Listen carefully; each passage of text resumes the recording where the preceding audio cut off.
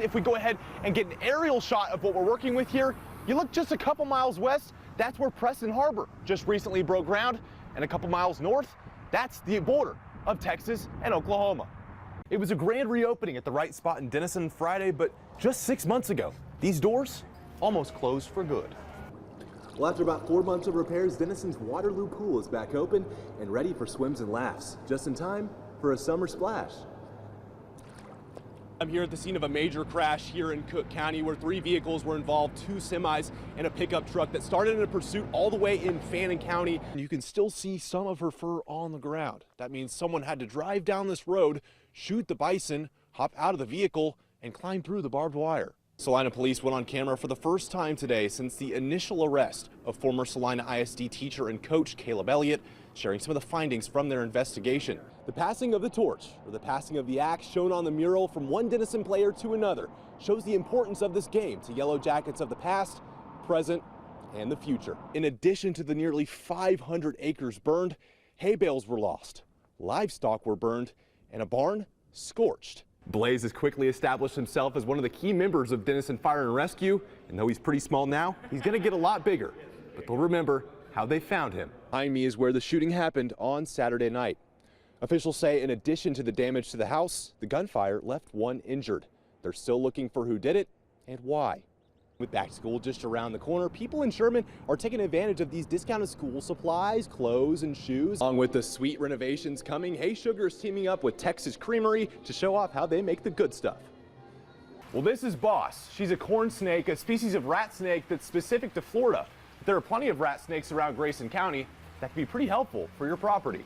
The Corps of Engineers is going to keep releasing about 43,000 cubic feet per second here from the floodgates at the Denison Dam. Lots of snow coming down out here all day as we can take a look at this snowman from the morning crew, and then about 6 inches of snow is what the ruler is telling us. And guys, that is not going to slow down anytime soon. For years, Legacy Ridge Golf Course in Bonham has been a great spot for residents of Bonham and the surrounding cities, but now it's going to become home to hundreds of new residents. I'm here in the Pruitt's parking lot where that shooting took place just a few hours ago.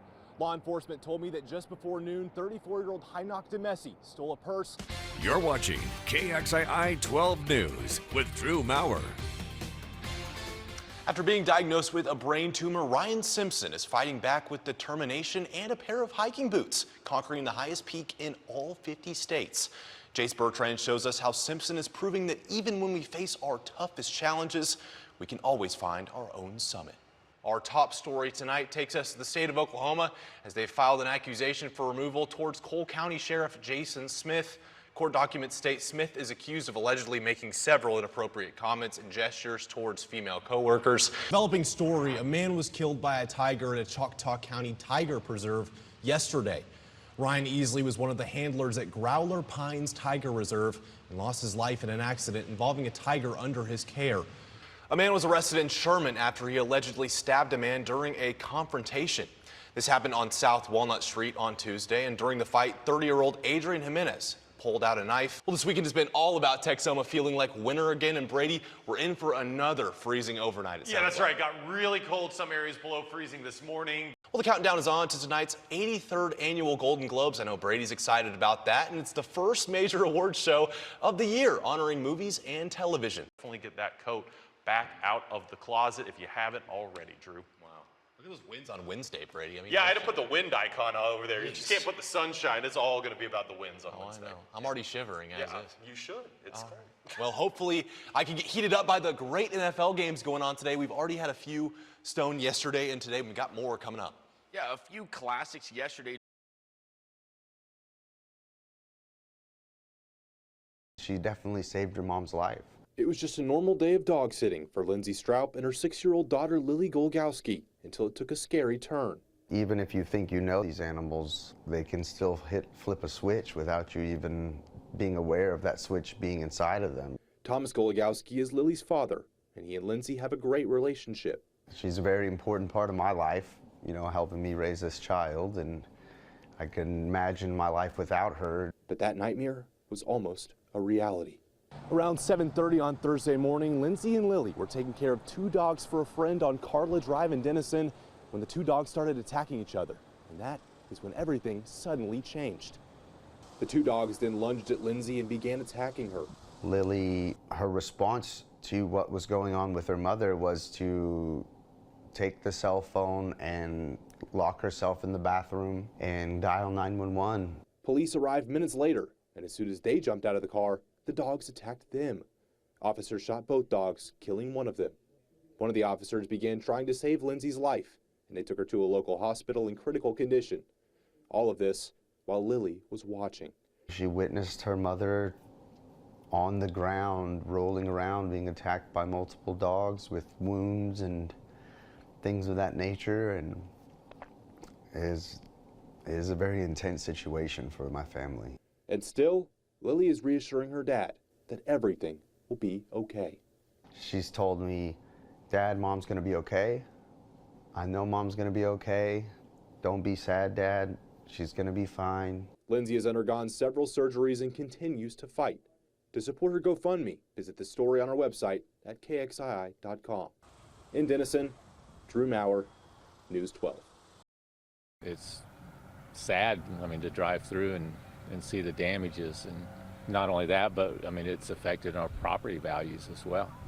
Tenants are upset with the current conditions at Marina Del Rey, but when Garrett Johnson took over operations in 2016, it was really nice for a fairly short period of time, but up front, it seemed to be noticeably better, but it's been going kind of downhill since then. Alan White and his wife have called Marina Del Rey home for several years, but say since Johnson took over, they've seen a steady decline. The boathouses that we used to have a slip over here are now almost uninhabitable. There's no power, there's no water, the roofs have blown off of most of them. Several parts of the marina have seen damage from an array of storms. We saw some of the damage before Johnson filed for bankruptcy. Now, standing here about 6 months later, a lot of the damage hasn't changed. In fact, some of it has gotten worse. A community that's so tight-knit was bound to notice something didn't seem right. You see Garrett driving a Mercedes or buying multi-million-dollar homes. You got 3 or 4 of them here, but nothing happened to the marina. So it doesn't take a financial wizard to see that perhaps the insurance money that's coming forward is not being spent where it should be. That's how it appears. A dispute between Johnson and an insurance company began a few months ago, leading up to his bankruptcy hearing on Monday. This past week, the court appointed a third-party receiver, and work is already being done on what this community wants to see restored. In Marshall County, Drew Mowrer, News 12. This is a one-of-a-kind development. I mean, once in a lifetime. 3,100 acres. We own our own shoreline, and that's unheard of on Lake Texoma. Just over a week after they shook hands on a deal with Craig International, developer Centurion American is ready to get to work on the first phase of Preston Harbor's development. One thing about Centurion American, we don't sit on land, we develop land. And so as soon as we close on it and buy it, we immediately get going. Centurion's deal is for 550 of the 3,100 total acres and includes around 1,300 residences, including over 1,000 single-family homes and 100 estates. It's a lot, but this isn't their first rodeo. We're one of the largest developers in the state of Texas, and we own the bridges of Gunner. We know Grayson County a little bit. It's not your average planned community either. It really starts proving to the people that this is something unique, showing what the assets we have out here. As I walk along this trail, I'm in between 2 of the 27 internal lakes on the property, all stocked and ready to go. And with its proximity to Lake Texoma, homes at Preston Harbor are quite the outdoor lover's paradise. We still have the Margarita Resort Hotel on the way, 900 Slip Marina in the future, and it's just really a blessing. Everything that George Schuler, may he rest in peace, was able to create, we try to stay as true to his vision as possible. Now, the focus is getting things prepared before they get the project rolling. A lot of that will be lining up things to where, hey, when we do get the green light and we have everything we need taken care of from the city, from anything else, we're ready to go. The goal is to break ground within the next 60 days. In Denison, Drew Mowrer, News 12.